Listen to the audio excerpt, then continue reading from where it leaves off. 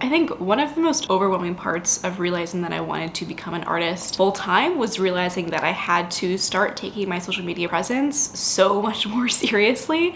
It was horrible. I felt like I was being pulled in a million different directions, and it was sapping away at my creative energy. It was like physically draining me of my desire to make art, and that's like the reason that I wanted to get my work out there in the first place, was so that I could make a living to support my work and make even more art as a result. So in this video, I'm gonna be walking you through how I've been able to build a healthy relationship with social media so that I can post more consistently and start building a career for myself, all while still being really creatively fulfilled and not burning out. But the first thing that I did to start having a healthier relationship with social media as an artist was I started to post on YouTube. And I know that sounds weird, okay? Because I know what you're thinking. YouTube is just like, it's so much work. It requires a fancy camera. You have to learn how to set up a shot, how to light a scene, how to edit, how to come up with a script and talking points, and like how to actually build a strategy. And I get that it's really super intimidating, and I was terrible at YouTube at first, okay? I was the worst. I was filming on my phone, and I was living in Alaska, and it was the winter, and the lighting wasn't great, and I didn't know how to talk on camera. I was super nervous, and I still have to edit out all of my ums and likes and pauses, etc. But I started my art career posting on Instagram, and at first it can really seem like Instagram is less work than YouTube, but I was obsessed with the metrics on Instagram. I was constantly researching how to grow my account, and that metric was just, it was in my mind constantly. I couldn't stop thinking about it. It was haunting me wherever I went. And I was just constantly worried about getting to that next benchmark. 1,000 followers, 5,000 followers, 10,000 followers, that elusive 100K. And I was so busy researching and thinking about and stressing over my Instagram growth that I stopped making art. And like I said earlier, I started catering the art that I was making to something that I knew would drive engagement and likes and comments. And I ended up really selling myself short on my creative journey because I wasn't experimenting as much. I wasn't pushing myself further. And so when I started posting on YouTube, yes, it was like a significantly more work to put in. I had to get a nice camera, but the beautiful thing about YouTube is that it's just so much more sustainable than Instagram, because YouTube is at its core a search engine, and so all of the content that you make is actually part of a portfolio. And because it's a portfolio, because YouTube as a platform is a search engine, the content that you make has a much longer lifespan. Posting on Instagram, at least for me, didn't feel like I was building anything. Do you know what I mean?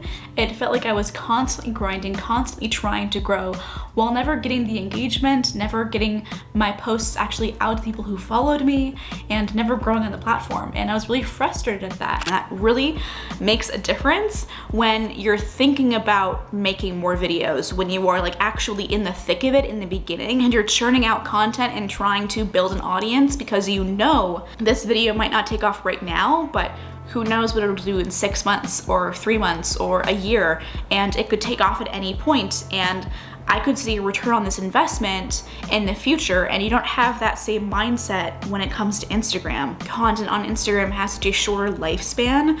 This is also true for even like things like TikTok.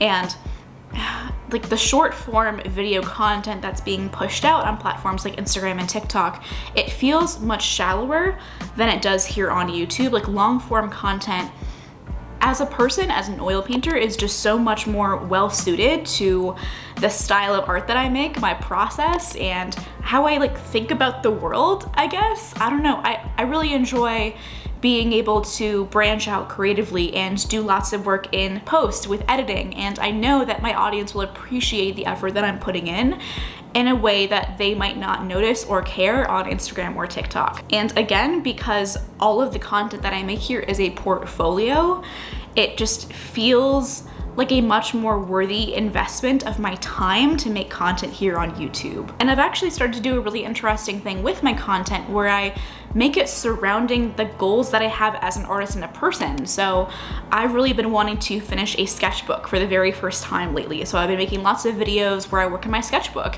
and it doesn't have to be like a draw with me video. It can be like a voiceover or like a week in my life or a day in my life vlog. But I'm able to incorporate my sketchbook into those pieces of content and make the art that I want to make and fulfill that artistic goal, because I've never finished a sketchbook before.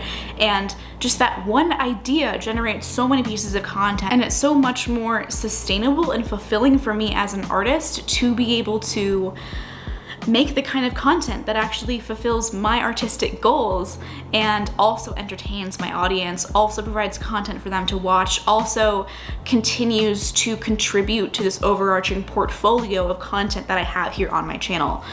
So I guess what I'm saying is that I would really recommend that you post and focus on the social media platforms that are best suited to you.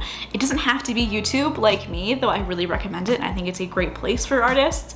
Just focus on the platforms that give you energy, that you like the most, or at the very least dislike the least. For me, focusing on the platform that actually gave me energy, that I actually enjoyed contributing to, that I was really fascinated by, that I love making videos and I love editing. I'm actually taking on a few freelance clients as a video editor because I love it so much. And for me, like, realizing that I could actually enjoy posting on social media as an artist, that I could actually leverage my content as a means of fulfilling my artistic goals, that was a game changer.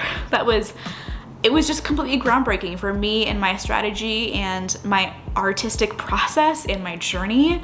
So in any way that you possibly can, I just really, really recommend that you only post on the social media platforms that give you energy, because as artists, it is so easy for us to just sink time into things that aren't creating art, be it answering emails, developing a social media strategy, posting online, worrying about the numbers, looking for more means to grow our income streams. And it's so easy to sink time into all of that stuff and never actually make art. And that's who we are. We're artists. We're not professional email answerers. We're not professional social media managers.